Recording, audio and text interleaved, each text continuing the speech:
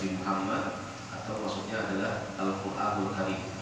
Rasulullah mengajak kita, menyeru kita, berdakwah kepada kita untuk menyembah Allah Subhanahu wa taala, beriman kepada Allah Subhanahu wa taala.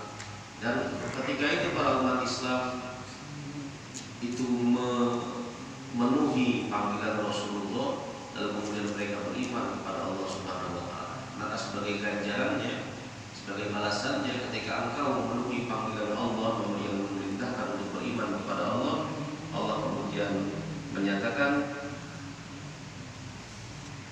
akan memberikan, akan mengampuni dosa-dosa kalian dan akan mengampuni keburukan-keburukan kalian.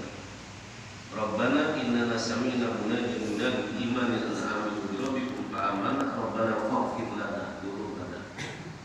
Maka ya Allah, kami telah beriman kepadamu, maka ampuni dosa-dosa kami. Dan memang orang itu kalau dia sudah beriman, kalau ada orang kafir masuk ke dalam agama Islam, seburuk apapun dia dulu sebelum Islam, sebanyak apapun dosa dia sebelum dia masuk Islam, itu begitu dia bersyahadat, mengucapkan asyhadu an la ilaha illallah wa asyhadu anna muhammadar rasulullah, maka syahadatnya ini langsung memutus dan membersihkan semua dosa-dosa di masa lalu, hingga kemudian dia menjadi orang yang seperti terlahir kembali, seperti lembaran baru yang tidak ada noda dosa sedikit. Nah, itulah keagungan Islam, keagungan risalah Allah yang dibawa oleh Rasulullah SAW. Maka beruntunglah orang-orang yang telah mendapatkan hidayah masuk ke dalam agama Islam. Kalau kita mau dari keturunan kita ke Islam, lebih beruntung lagi kita. Gak nyari-nyari dulu. Karena ada orang yang mendapatkan hidayah Islam ini, dia mencari-cari dan membaca-baca kitab-kitab yang dimiliki oleh agama-agama yang ada di dunia. Ada yang ketemu, ada yang enggak. Ada yang dapat hidayah, ada yang enggak. Kalau dapat hidayah berarti beruntunglah dia, karena diselamatkan oleh Allah Subhanahu wa taala. Tapi ada orang yang sampai sekarang masih nyari-nyari aja. Ganti-ganti agama, enggak ketemu. Andai dia mati belum ketemu agama Islam, maka matinya adalah kematian yang sia-sia. Ya Allah. Kematiannya adalah kematian yang tidak dianggap dia ini menjadi orang yang selamat dan di akhirat, sebab dia tidak mendapatkan hidayah dari Allah, tidak mengambil hidayah dari Al-Qur'anul Karim yang mungkin entah dia sudah baca atau dia belum baca. Jauh mungkin. Karena beruntung sekali kita yang sudah terlahir dari orang tua yang sudah muslim. Artinya dari kecil sudah menjadi orang yang muslim. Tinggal kita memperbanyak amal-amal ibadah. Selanjutnya Allah juga mengajar Rabbana wa atina ma wa'adtana ala rusulika wa la tukhzina yaumal qiyamah. Ya Allah, berikan kami apa yang telah Kau janjikan. Apa yang Kau janjikan? Orang-orang yang taat kepada Allah, orang-orang yang beriman, beramal saleh kepada Allah, di akhirat dia akan dikumpulkan di dalam surganya Allah, dan tempat kembalinya orang beriman adalah surganya Allah. Meskipun ada yang langsung kembali, langsung menuju surga, ada dulu yang mampir ke neraka. Tapi orang yang beriman pasti tempat kembalinya yang abadi, yang selama-lamanya pasti surga. Pasti.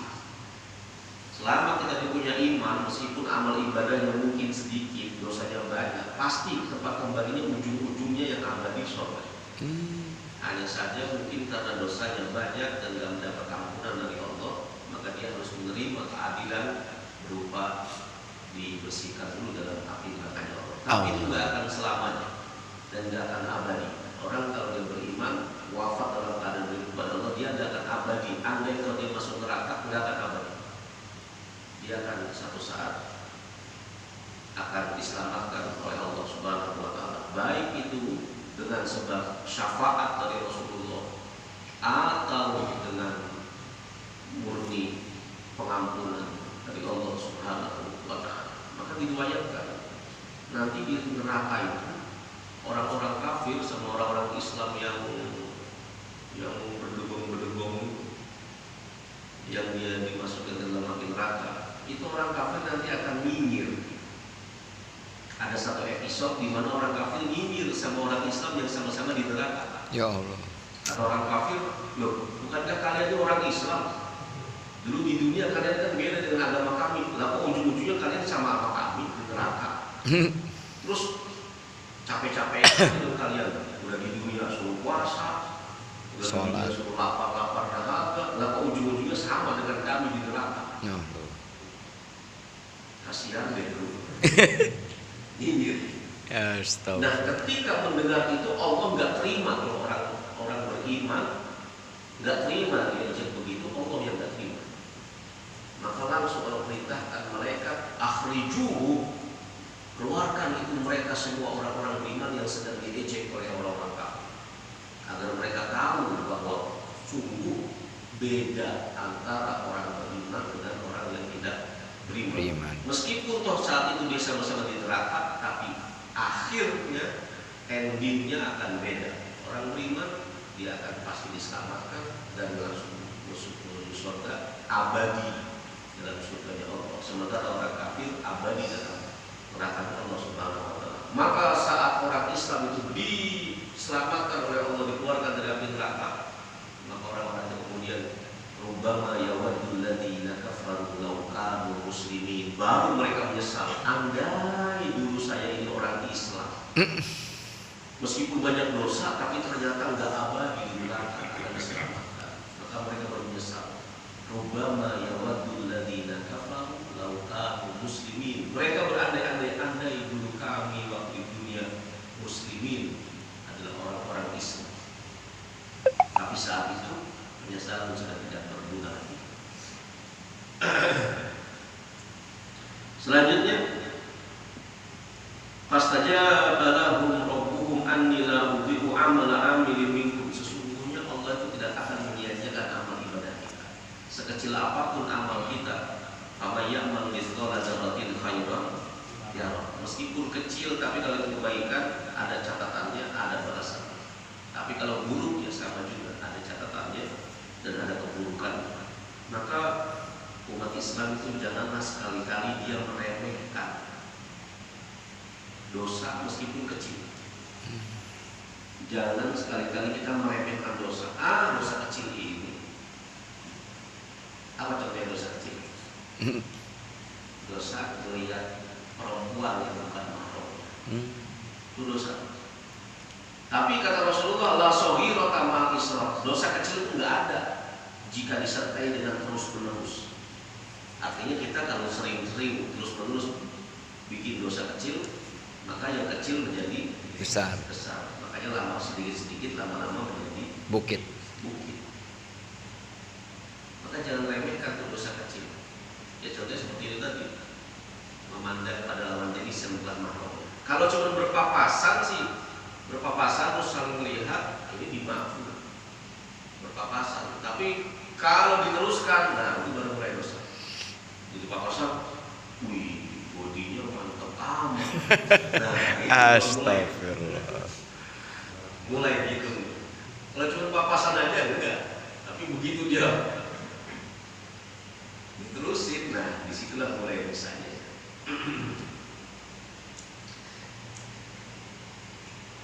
Maka jangan remehkan dosa kecil, sebab berapa banyak dosa besar awalnya dari dosa kecil.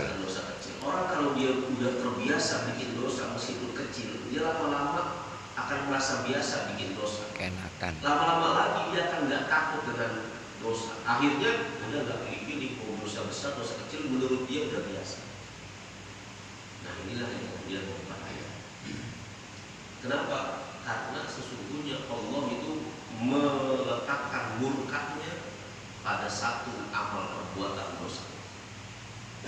Mereka nggak tahu amal perbuatan dosa mana yang di situ pas Allah murka.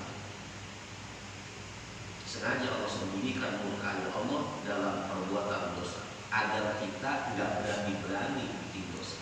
Karena khawatir jangan-jangan pas saya melakukan dosa ini ternyata di situlah Allah murka.